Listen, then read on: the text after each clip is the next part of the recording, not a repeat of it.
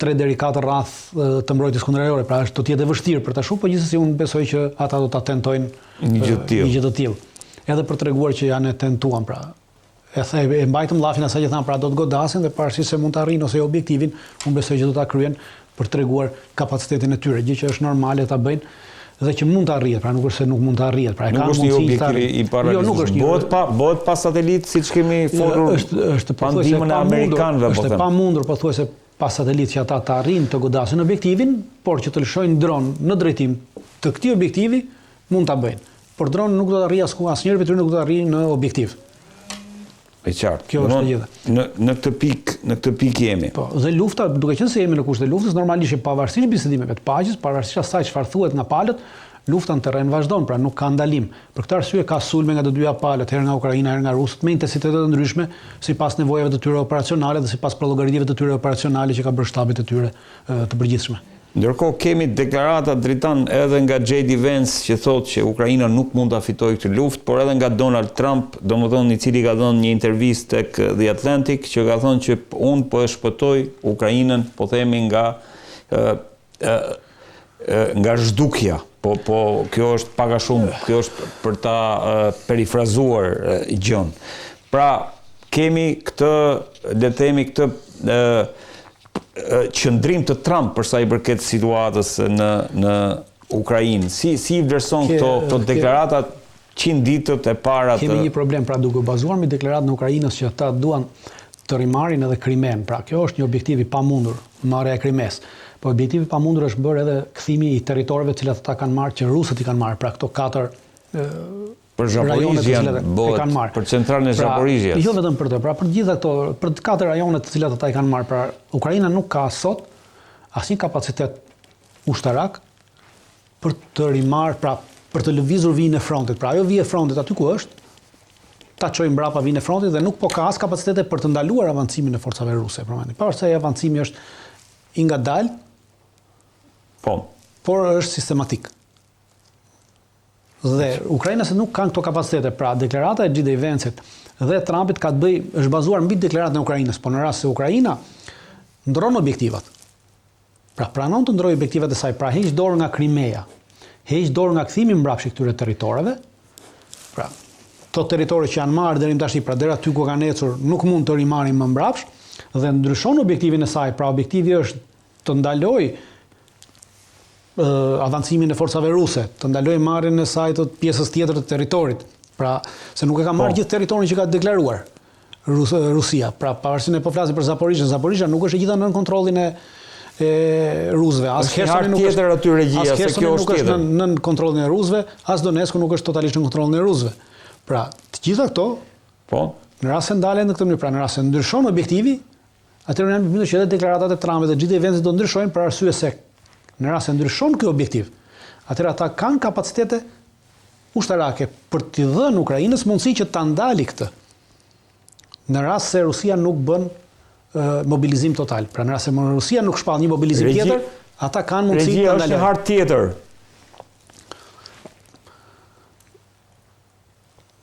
Jo, kjo është ka të bëjë me nejse, vazhdojmë, ndërkohë kam disa harta aty që mund edhe ti referohemi vazhdimisht. Kjo është dhe fakti që ata deklarojnë, pra është edhe një presion psikologjik ndaj Ukrainës. Ukraina ka rënë dakord që ta lëshojë Krimen. Jo, Ukraina për momentin nuk ka rënë dakord që ta lëshojë Krimen, pra kemi disa deklarime jo të qarta të Zelenskit, por kemi deklarime të qarta të tjerëve të antarëve të tjerë për shembull të parlamentit, sepse sido që të jetë, çfarëdo që do bëj, pra kryetari i parlamentit, antarët e partisë të tij në parlament, ata kanë deklaruar qartësisht që neve nuk pranojmë njofje të Krimes si territori i Rusisë. Dhe çfarëdo lloj vendimi që të marri presidenti, aktualisht edhe komandanti i forcat armatore Zelenski, çfarëdo lloj që ta firmosë, ai është detyruar ta çojë atë në parlament, pra duhet të kalojë në parlament.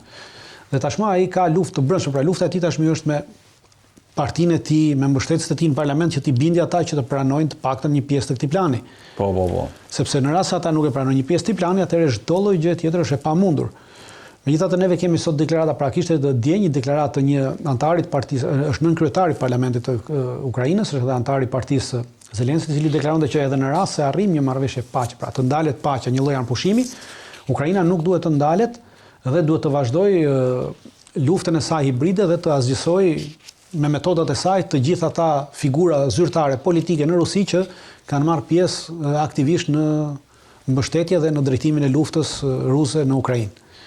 Pra, kemi një problem të madh në këtë rast, sepse kësaj përveç i shtohet pra kemi edhe atë që rusët aktualisht kanë filluar të saktojnë, ta përcaktojnë në zhargonin e tyre politik tashmë, në atë që quajnë si deradikalizim, sepse kemi një radikalizim të ideve dhe të mendimeve politike aktualisht në Ukrainë. Dhe përveç demilitarizimit, denazifikimit, tashmë ata kanë filluar të shtojnë edhe deradikalizimin. Si term. Si term. Pra, dhe kjo është një problem total. Pra, kjo do të thotë që kanë të bëjmë problem me një shoqëri të tërë. Dhe me një shoqëri të tërë nuk mundesh, pra edhe në rast se ti e bën një marrëveshje të tillë paqe, kjo do të thotë që ti këtë bën paqe përkohësisht, sepse kjo shoqëri do të gjejë çdo lloj mundësie, do të gjejë çdo lloj mundësie nesër për të nisur një luftë të re. Pra, për të nisur luftën e saj, cilën e quan të pambaruar. Dhe këtu ka për të pasur një problem të madh. Prandaj them që palët tu nuk bien dot dakord. Dhe deklarata e Trumpit thotë që po mundojmë t'i bëjmë pse mund të zhduket, aktualisht kjo mund të sjellë në këtë pra. Pavarësisht se nuk mendoj që Trumpi shef kaq larg, nuk jam i mendimit që Trumpi ka aftësinë që të shohë kaq larg, pra pas 10 viteve ose 15 viteve ose edhe pas 5 viteve, por në rast se nuk arrihet një paqe qëndrueshme, pra që palët të bien dakord për atë që merren vesh, pra që ukrainësit ta pranojnë totalisht, okay, këto janë territore të humbura, sepse realisht nuk kanë qenë ndonjëherë territore tona. Pavarësisht se i kemi menaxhuar neve, po s'kan qenë territore, kanë qenë territore ruse, të marra në mënyrë të padrejtë Rusisë. Nëse sipas ligjit ndërkombëtar ajo është tjetër gjë, po. Po të marra në mënyrë padrejtë, sipas ligjit ndërkombëtar kanë marrë edhe Kosovën, Jugosllavia, po është e padrejtë. E qartë. Në këtë aspekt po them. Po. Dhe në rast se nuk bien dakord për këto lëvizje, për këto njohje të terrenit, pra, të territoreve. Kjo luftë nuk është e mbyllur dhe kjo shoqëri e cila sot thotë që neve duhet ta vazhdojmë, atëherë ikën një Zelenc do gjejë një Zelenc tjetër shumë e thjeshtë. Dhe lufta do të nisi, por në rast se atëherë do të kemi një luftë të tillë midis këtyre dy shoqërive, atëherë do të sjellim një mobilizim të përgjithshëm të shoqërisë ruse. Deri më sot nuk ka pasur një mobilizim të përgjithshëm. Në rast se kemi një mobilizim të përgjithshëm të Rusisë, Ukraina vërtet zhduket. Pra nuk kanë sot kapacitete as Evropa as Amerika ta mbajnë Ukrainën sot si shtet, pra zhduket si shtet. Pra kjo qëndres po thua e Ukrainës do të prodhojë mobilizim të madh rus që do të shkojë në Kjo qëndres e Ukrainës ka filluar prodhon në Rusi tashmë një stres të politikës, e cila po kërkon marrjen e veprimeve më aktive dhe më të egra ushtarake ndaj Ukrainës. Aktualisht kanë filluar zëra në Dumën ruse që kërkojnë goditje ushtarake të niveleve të larta në Ukrainë. Pra ka pasur zëra që kanë kërkuar goditje pra niveleve të larta. Deri më sot që kemi 3 vjet luftë. Po. Kemi në vitin e 4 të luftës dhe të gjithë kemi vënë re që deri më sot Rusia nuk ka goditur asnjëherë as ministrin e mbrojtjes të Ukrainës, as shtabin e përgjithshëm të ushtrisë ukrainase, dhe as shtabe të tjera. Ka goditur vetëm shtabe lokale që kanë qenë shtabe në vijën e frontit operacionale lokale, po jo shtabet qendrore. Pra vendkomandat qendrore nuk janë goditur. Asnjëherë. Nuk është goditur as zyra e presidentit, asnjëherë që është komandanti i përgjithshëm. E qartë. Pra, në këto vite. Dhe tashmë ka filluar zëra në Dumën ruse që po kërkojnë goditjen e këtyre objektivave. Pra kalimin në një nivel tjetër. Një nivel tjetër. Në rast se do të kemi këtë kalim në një nivel tjetër, atëherë do të kemi një angazhim më të madh të perëndimit në ndihmë të Ukrainës dhe normalisht një angazhim më i madh i perëndimit të Ukrainës do të sollte një angazhim nga ana e Rusisë, pra të shoqërisë ruse, një mobilizim. Dhe kjo do të çonte në se çfarë do lloj angazhimi të bëj Evropa, nuk i ka sot kapacitetet që ta ndali, pra në rast se Rusia bën një mobilizim tjetër. Të tillë. Qoftë edhe prej 300.000 forcash, siç e bëri në 2022-shin. Në rast se bën një mobilizim tjetër për 300.000 forcash, nuk ka sot kapacitete perëndimi të plotësoj me një mobilizim të tillë nevojat e Ukrainës.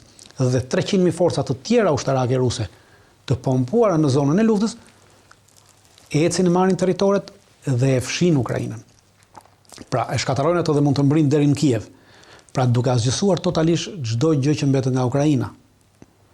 Pra Trumpi në një farë mënyre po thot, por nuk besoj që e thot atë në mënyrë të vetëdijshme, pra në aspektin e asaj çfarë mund ndodhi në të ardhmen. Jo, Trump është i drejtë për drejtë kur flet në aspektin e asaj pikërisht këtë.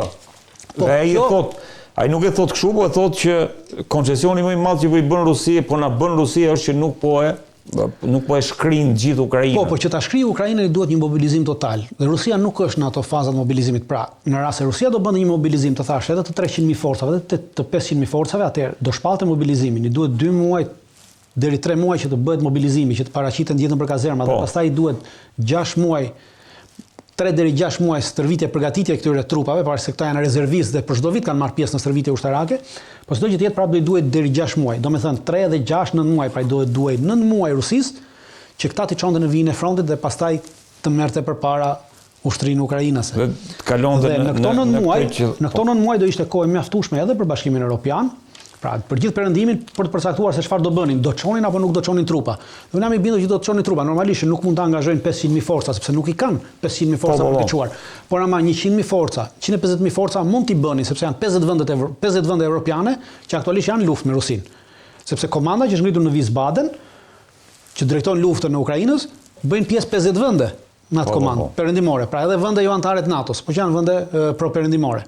Pra deri 150.000 forca mund t'i bënin pra. Edhe ato ju duhet ky 9 muaj për t'i bërë këto 150.000 forca. Po edhe çfarë duhet pra, kjo është koha e dhe do të kishim një përshkallëzim të luftës, një përzgjatje të saj, dhe do thoshte që pasi të hynin këto forca, pra 150.000 deri 200.000 forca perëndimore, edhe 500.000 forca të ruse, do të vazhdonim edhe një vit tjetër. Pra, i bie që lufta të zgjatej edhe me gati 2 vjet e gjysmë. Të zgjatej, po do të kthehej pastaj një përplasje. Jo, nuk do të kthehej, do të mbetej luftë konvencionale brenda Ukrainës. Do të mbetej luftë konvencionale brenda Ukrainës, por që do t'i jepte Rusisë një fitore dhe do ta fuqizonte më tepër. Dhe kush do të dilte më i fituar në këtë mes? Do të dilte Kina. Sepse për ta bërë këtë, atëherë Shtetet Amerikës do të ishin të angazhuara ushtarakisht këtu. Dhe do të përqendronin gjithë fuqinë e tyre ushtarake këtu. Dhe do të detyroshin të lëviznin trupa nga gjithë pjesët e tjera, nga gjithë bazët e tyre të ndryshme që kanë për të sjellë këtu, qoftë për të mbuluar nga ana logjistike, qoftë për të mbuluar me armatim, pra për të hequr armatim.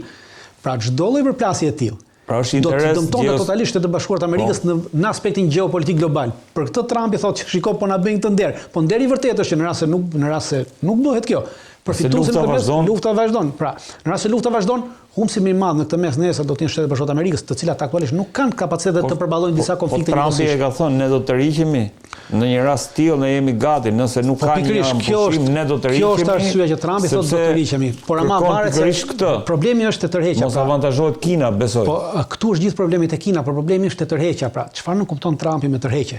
Sepse me tërheqje do të thotë, nuk do të thotë vetëm mosdhënia e armatimit. Aktualisht si thash, në Wiesbaden të Gjermanisë, prej vitit 2022 është ngritur një komandë përcaktuar që quhet NSUO, pra komanda që është në ndihmë që bën gjitha operacionet ushtarake dhe programon, drejton gjitha operacionet ushtarake ukrainase në luftën në Ukrainë. Dhe këtë e pranoi, nuk është e thotë drejtane, po në deklaratën e tij para Kongresit Amerikan, generali Cavoli e deklaroi këtë dhe komandanti i kësaj komande është generali Donau. Dhe aktualisht kjo komandë drejtohet nga amerikanët.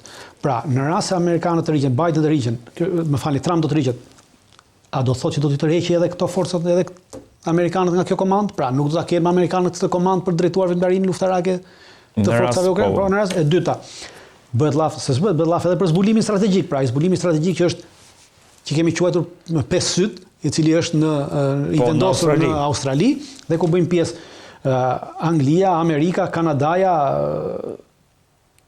Zelanda, është edhe një shtet tjetër. Dhe tashmë kemi një problem edhe me këtë. Para 2 javësh Trumpi deklaronte ka kërkuar zyrtarëve të tij që të përjashtohet Kanadaja nga 5 syt. Pra ta përjashtojmë Kanadanë nga 5 syt. Dhe kjo do të sjellë prishje të kësaj. Pra në rast se këto 5 syt që janë sot, kjo fajvaj a do të përdoret nesër për objektive për dhënien e objektive strategjike dhe për monitorimin e objektive strategjike në favor të Ukrainës? E treta, kemi komunikimin që ndodh brenda, pra ushtria ukrainase sot ka si mjet komunikimi Starlinkun. E maskut. Dhe në rast se Starlinku ndërpritet, pra vetëm Starlinku të ndërpritet, automatikisht ushtria ukrainase nuk ka asnjë komunikim. Pra humbet komunikimin në të gjitha nivelet e saj ushtarake. Pra kjo është në rast se Trumpi do të rriqet, a do t'i bëjë të treja këto tërheqje? Në rast se i bën të treja këto tërheqje, Ukraina mbaron sepse me heqjen e komunikimit, pra me heqjen e komunikimit në një sit nuk mund të kenë më komunikim me njëra tjetrën. Pra ato mund të përdorin radio, pa ama çdo lloj komunikimi që ato përdorin. Me radio do të jetë nën kontrollin e forcave ruse, sepse rusët monitorojnë gjithë qiellin e Ukrainës nëpërmjet avionëve të tyre AVAX, të cilët e kanë distancën 600 km, 800 km pra ngrihen dhe çdo lloj komunikimi radio që ndodh ata e kanë monitoruar. Dhe sot komunikimi midis njësive ushtarake ukrainase në të gjitha nivelet ndodh nëpërmjet Starlinkut, pra shikoduar dhe amerikanët nuk hyn, rusët nuk hyn dot. Disa herë kanë bllokuar me luftë elektronike komunikimin, po nuk kanë mundur të hynë në këtë komunikim. Pra ta bllokosh është diçka tjetër, të bllokosh valën. Ose të rhysh e të dëgjosh është komplet diçka tjetër. Këtë nuk e kanë bërë dot. Në rast se ky komunikim nëse do të ekzistonte, atëherë çfarë do përdorin ukrainasët, do përdorin telefonat dhe do përdorin radiot. Dy komunikime të cilat totalisht janë nën kontrollin e rusëve. Dhe në momentin që kanë komentuar, pra çdo lloj veprimtarie ushtarake nesër do të ishte e dështuar. Për Ukrainën. Prandaj them që çfarë do bënte Trumpi në këtë? Pra, të rriqemi. Pra Trumpi ka thënë ne të rriqemi, por asnjëherë nuk ka dhënë diçka konkrete. Cili është niveli i tërheqjes? Pra deri ku do të jetë niveli i tërheqjes? Me çfarë kërcënon Ukrainën? Se të rriqemi, po çfarë do të thotë tërheqje? Prandaj thash janë 3 pika kryesore, të cilat unë mendoj që Trumpi duhet i prekte dikur, pra ose tërheqim Starlinkun, ose tërheqim dhënien e objektivave strategjik, mbulimin e objektivave strategjik, ose tërheqim komandën, pra gjithçka. Ne tërhiqemi nga të qenurit garantori për sigurinë e Europës. Sot nuk janë garantor. Problemi është që sot Trumpi, pavarësisht se mundohet ta paraqesë veten mbi palët, është pjesëmarrës në konflikt, sepse të treja këto gjëra janë aktualisht duke ndodhur në Ukrainë. Pra, pavarësisht se Trumpi mundohet ta paraqesë veten e tij mbi palët, ai nuk është mbi palët, ai është pjesëmarrës aktualisht në konflikt. Pra, politikisht me retorik politike po e paraqet veten si mbi palët, por realisht, pra politikisht dhe ushtarakisht, aktualisht vazhdon të jetë pjesëmarrës në konflikt. Me të treja këto. E qartë, po kjo që thotë edhe ai Kseneth, që thotë që ne do të heqim dorë si qenuri garantor për sigurinë e Europës. Çfarë do të thotë? Ajo është komplet diçka tjetër. Jo, të heqësh dorë nga garantor për sigurinë e Evropës është komplet diçka tjetër. Është tërheqje nga këto tre që diskutuam. Jo, nuk ka. Këto të treja kanë të bëjnë vetëm me Ukrainën. Këto të treja kanë të bëjnë me Ukrainën. Kurse garantori i sigurisë së Evropës do të thotë që aktualisht Shtetet Bashkuara të Amerikës kanë në Poloni, kanë në Rumani, kanë sisteme raketore Aegis që janë për mbrojtje raketore nga ana e Rusisë. Pra, dhe heqja dorë nga kjo siguri. Pra, aktualisht Evropa nuk ka mbrojtje kundërajrore. Dhe nuk ka mbrojtje raketore. Nuk ekziston. Po. Pra, në aspektin që të ekzistojë lineare e njësuar. E vetme gjë që bën këtë dhe e mbron nga raketat ruse aktualisht Evropën, jo nga gjitha raketat, pra nga raketat balistike, po jo nga raketat hipersonike, nga ato nuk e mbron dot, por nga këto raketat balistike të tjera, siç janë ato që po përdoren në masë, pra Iskander M, Iskander dhe të gjitha tjerat. Ato Shahid. Ja, ato janë dronë. Pra, edhe nga këto dronët është vetëm ky sistem i cili është i monderuar, është i vendosur në Poloni dhe në Rumani. Pra, në Evropën lindore, ka vendosur në Poloni dhe në Rumani. Dhe në rast se Shtetet Bashkuara të Amerikës e tërheqin këtë e para, dhe në vendet arktike, në vendet balltike, aktualisht gjithë rrugët detare të vendeve balltike monitorohen nga nëndecet e NATO-s. Nga nëndecet amerikane, jo nëndecet e NATO-s, nëse mbani mend kur kërcënoi Trumpi i ndaloi për një javë Ukrainës dhënien e armatimit dhe dhënien e informacionit të inteligjencës. Norvegjia vendosi të mos furnizonte më me karburant nëndecet amerikane që ruanin Arktikun. Pra, në rast se kjo është mbrojtja, pra kjo është mbrojtja e Shtetit Bashkuar të Amerikës, po mbrojnë Arktikun, pra rrugët e kalimit detar në Arktik dhe në Balltik që i mbrojnë amerikanët, dhe kjo mbrojtja kundërore që kanë, dhe mbulimi strategjik që japin edhe Evropës me anë të këtyre satelitëve që ata posedojnë, pra të këtyre 5 syve. Në rast se e bëjnë këtë, pra në rast se ja ndalojnë 5 syt edhe Evropës, në rast se heqin mbrojtjen kundërore që kanë në Poloni dhe në Rumani, dhe në rast se largojnë dhe nëndecet, automatikisht Evropa nuk ka më mbrojtje. Pra vetëm kjo mund të hyjë ajo që hekset quhet mbrojtje për sigurinë e Evropës. Jo pjesa tjetër. Pjesa tjetër ka të bëjë me Ukrainën. Pra Starlinku ka të bëjë me Ukrainën, komanda në Wiesbaden ka të bëjë me Ukrainën. Nuk ka të bëjë me këtë. Dhe, por ama, kanë edhe komandën e NATO-s, komandën amerikane në Evropë, e cila drejtohet nga generali Cavoli. Pra në rast se tërheq komandën amerikane, në rast se tërheq trupat amerikane, në rast se tërheq kundërajrorët amerikanë, dhe në rast se tërheq nëndecet amerikane bërthamore, automatikisht Evropa nuk ka më asnjë lloj mbrojtje. Ndërkohë, Dritan, jemi tek pjesa e rritjes së shpenzimeve ushtarake. Çka më çon tek ajo që diskutuam bashkë? Nuk është diçka e pamundur që nëse Ukraina, sepse Ukraina vazhdon të konsideroj planin e Donald Trumpit si një kapitullim të Ukrainës. Pra, në një farë mënyrë paralajmëron që rezistenca do të vazhdojë, por nëse vazhdon rezistenca, shkojmë në atë projeksionin që ti thua, mobilizohet Rusia më shumë, kalohet në nivelet goditjes, në ato nivelet e goditjes, si thuash, më të lartë, dhe Europa vazhdon të mbështesë Ukrainën dhe kalojmë në një, le të themi, përplasje frontale të Rusisë dhe Europës që do bëhet në Ukrainë. Po rriten shpenzimet ushtarake. Pra, kjo rritje e shpenzimeve ushtarake e vlerëson si një, le të themi, projekcion apo si një projekt për të përplasur pas 9 muajsh apo një viti në Ukrainë, apo thjesht deterrencë? Jo, kapaciteti rritjes së shpenzimeve ushtarake sot për sot, pra nuk është në atë kapacitet e cila do të prodhoj sasi armatimi dhe municioni dhe pajisjet të tjera ushtarake të mjaftueshme për një luftë të ardhshme. Nuk jemi në atë kapacitete. Jemi në kapacitete për të mbuluar një pjesë të stokut e cila është boshatisur, pra gjithë Evropa ka boshatisur stokun e saj diku të rreth pjesërisht diku 20, diku 30%, diku 15%, të sasive të armëve në bazë të armëve të ndryshme, pra në bazë të armëve të aviacionit, të këmbësorisë, detare, të marinës, të gjitha këto tjera, të xhenjës e këto, dhe duke qenë se ka boshatisur stokun e vet, pra ka mungesa në stokun e vet në gatishmërinë luftarake të vetën, në disa armë, po mundohet të plotësoj këtë gatishmëri luftarake në mungesë që ka. Pra, shtimi i kësaj sasie vetëm këtë... Pra, nuk bëhet fjalë për përgatitje. Jo, shtimi i kësaj sasie të armatimit, pra shtimi këtij investimi aktualisht plotëson vetëm këto nevoja, edhe këto nevoja pjesërisht, pra deri diku te 30-35%, jo 100% të asaj çfarë kanë harxuar. Pra 30 deri 35% të asaj çfarë kanë harxuar, që i kanë dhënë Ukrainës, dhe jo 100%. Pra nuk mundet në këtë shpenzim që të bëjmë ballë, duke pasur parasysh tashmë që rritja e këtij shpenzimi dhe ky 30-35% që po shtohet, nuk do të shkojë gjithi për të plotësuar këtë stok të munguar. Do të shkojë gjysma për Ukrainën, pra automatikisht stoku do të mbetet 15%. Pra nuk ka kapacitete sërish që të arrijë aspektin që të plotësoj nevojat për të përplasur nesër një luftë të ardhshme me Rusinë. Pra i duhet kohë për ta bërë atë.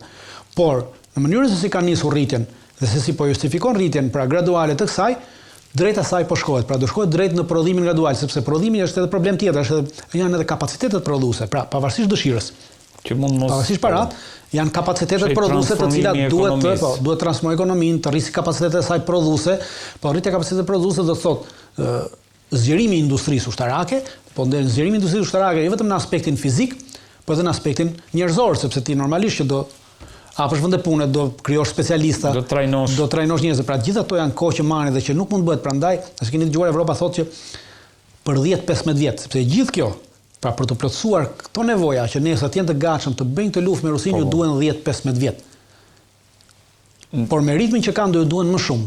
Pa në rast se e marrim të mirë që fillojnë që sot, pra ju duhet shumë më shumë. Pra është e pamundur që nesër, pas një viti ose pas 2 vitesh me këtë kapacitet të rritjes, të përballen, por mund të mbajnë gjallë luftën në Ukrainë, derisa Ukraina të shuhet dhe të mos mesi më njëri për të luftuar në Ukrainë. Ndërkohë fitojnë kohë. Dhe ky është ajo qëllimi dehumanizues i Evropës. Pra Evropa po vepron në mënyrë dehumanizuese, por shef që Ukraina po shkon drejt shpërbërjes si komb. Dhe vazhdon të pompojë me armatim, premton që ta pompojë me armatim për ta mbajtur, po ti e pompon me armatim, po nuk e pompon dot me ushtar, sepse edhe në rast se të gjithë ukrainasit sot do të merrni një ndërmarrje, të gjithë femrat e Ukrainës sot të merrin një ndërmarrje për të mbetur me barr. Pas 9 muaj lindin fëmijë, dhe pas muaj ta lindin fëmijë, ju duhet 20 vjet që të jenë të gatshëm për të shkuar në luftë. Pra i duhet 20 vjet që Ukraina të rrisë kapacitetet e saj njerëzore për të përballuar këtë. Pra nuk mund të përballojë nesër asnjë përballje me Rusinë pa ushtarë evropian. Dhe në rast se këta ushtarë evropian shkojnë, atëherë kjo do të ishte një humbje totale edhe për Evropën. Po, Putini ka falënderuar ushtarët trupat koreane dhe duhet të kemë aty regjia, domethënë në mënyrën se si janë stërvitur. Shiko, ato janë ajo po përdoret politikisht, numri i tyre nuk besoj dhe nuk ka pasur mundësi të jetë asnjëherë më i madh se 1000-1500 veta, janë maksimumi për të bërë qefin gjithë komentatorëve të huaj, cilët kanë kohë që 3000 veta. Kanë qenë 3000 forca koreane të ardhura që para një viti. Putini. Dakor, po para një viti kanë ardhur 3000 forca koreane dhe ato janë servitur në 2 baza ushtarake në lindje të Rusisë. Pra, unë tashmë kam harruar edhe emrin e bazave ku janë stërvitur këto dy forca. Kanë qenë në stërvitje, janë stërvitur. Gjatë stërvitjes në këto baza ushtarake janë në lindje dhe janë përdorur. Pra, dhe këto janë futur nëpërmjet njësive, janë futur në njësitë ruse, pra nuk kanë vepruar si njësi më vete. Pra numri i tyre nuk është, kanë qenë pjesë e njësive ruse, si pjesë atyre grupeve të tjera mercenare që kanë vajtur në Rusi, pra si pjesë. Për shembull, aktualisht ne në Rusi kemi diku rreth 200 deri 300 serb që luftojnë në krahun e Rusisë. Pra, po ata nuk bën njësi më vete. Pse i evidenton Putinit? Dhe pse i evidenton tashmë? Tashmë i evidenton për t'i përdorur politikisht. Në aspektin që kërcënimet që bën, pra në rast se neve kërcënimet që bën Trumpi, edhe tjerë që shiko se neve mund të rrisim sanksionet, mund të marrim masa të tjera dhe për t'i bërë edhe Evropës, kënd që Evropa thot ne do bijmë trupa. Aktualisht ai e përdor këtë politikisht tashmë sepse ka nevojë për të thënë okay, ju bini trupa, po shikoj edhe neve kemi trupa. Pra sot neve trupat i përdorëm në Rusi. Pa dhënë numër të caktuar, po që unë besoj që ky numri nuk e kalon maksimalisht 3000 veta, nuk i kalon asnjëherë, po s'kan qenë as 3000. Pra do thotë që nesër në një përballje nesër me Evropën, edhe në Ukrainë, ju do bini trupa. Pra aq sa trupa juve bini, ne mund t'i bijmë nga Korea. Pra në rast se Evropa mund t'i mbledhë 100-150.000, këta 150.000 forca i bien nga Korea. Dhe përcaktoi që neve me Korenë dhe përcaktoi qartësisht që neve me Korenë jemi marrëveshjen, pra ata na erdhën në ndihmë në mbrojtjen tonën, ne do t'i shkojmë aty në ndihmë në mbrojtjen e tyre. Sepse në fakt vetëm në Kursk janë vetëm në zonë, vetëm brenda territor rus. Por nesër në rast se Evropa do sillet, unë të garantoj që këto forca do të përdoreshin edhe në territorin e Ukrainës për të përleshur me Evropën. Pra përdorim ka ardhur koha e tyre të përdorimit politik të tyre. Nuk është se kanë pasur një vlerë të madhe ushtarake në operacionet e Kurskut. Është mesazh i pastër politik ndaj Shteteve Bashkuara të Amerikës dhe ndaj Evropës, që çfarëdo që të bëni, ne nuk jemi e para për treguar që ne nuk jemi të izoluar. Pra ushtarakisht nuk jemi të izoluar urdhë dhe kemi kapacitete ushtarake shumë herë më shumë se ç'keni juve. Aktualisht nuk janë vetëm ushtarët korean, por nga Korea kanë ardhur prella artillerie, kanë ardhur sisteme artillerie, pra ka sisteme artillerie, ata kanë një sistem artillerie 205 mm që e përdorin. Pra është shumë i veçantë, e kanë prodhim të tyre dhe tashmë janë parë në përdorim në vijën e frontit në Ukrainë. Si kjo dritan? Është artilleri toksore 205 mm. Pra është e veçantë, nuk e ka shumë e madh. Gjithë pjesa tjetër, rusët kanë tyre 152 mm-shin, perëndimi kanë 155 mm më të madhin, kurse këto e kanë 205 mm. Kanë më të madh nga të gjithë dhe kanë prodhim të tyre. Pra e prodhojnë vetë totalisht dhe janë parë tashmë në gjithë frontin e Ukrainës përdorimi i këtyre artillerisë toksore që ata të dhënë nga koreano-veriorët. Pra, për dy arsye. E para, rusët kanë marrë dhe plotësojnë nevojat të tyre aty ku nuk kanë, pra, derisa të arrisin prodhimin e tyre, dhe dyta koreanët i kanë dhënë për të parë efektivitetin e këtyre armëve në kushte reale lufte. Pra, kjo është arsye. Plus, kanë dhënë predha artillerie, kanë dhënë sisteme të tjera, ka sisteme radarësh që kanë futur aty koreanët kanë sjell për të parë efektivitetin e tyre, pra për t'i përdorur. Pra ka një marrëdhënie të ngushtë sipas asaj kontratës që kanë bërë ata. Por që nuk mbetet, pra është përdorim politik aktualisht i Rusisë, përdorimi i këtyre imazheve, i këtyre njerëzve dhe këtyre deklaratave. Ndërkohë, dritan e fundit për Rusinë jemi ke Medvedev ka deklaruar se Suedia dhe Finlanda mund të jenë objektiv për të goditur me bomba bërthamore në rast të një situate ku ato duke qenë se janë dy vendet e fundit që janë bashkuar NATO-s. Deklaratat e Medvedevit janë pak deklaratat që do thosha i përngjasin deklaratave të Trumpit. Pra, Medvedevi i përket atyre grupit të atyre personave që lozin, pra, kemi një lojë në Rusi. Kemi pasur ajo loja që të gjithë kur kemi parë këta filmat policorë është polici keq, polici mirë. Pra, polici keq është Medvedevi, polici mirë është Putini në këtë aspekt. Pra, dhe gjithë perëndimi dhe Amerika thot, më mirë të merremi vesh me Putinin sepse po iku ky, na vjen ky tjetër i thot, përdorim armët bërthamore dhe ta mbyllim të muhabet, pra do shkojmë në përplasje. Pra, është edhe kjo lojë që përdorin politikisht rusët pra për të bërë presione ndryshme, që shiko se ky zëri po erdhi duke u ngritur ky zëri, nesër unë iki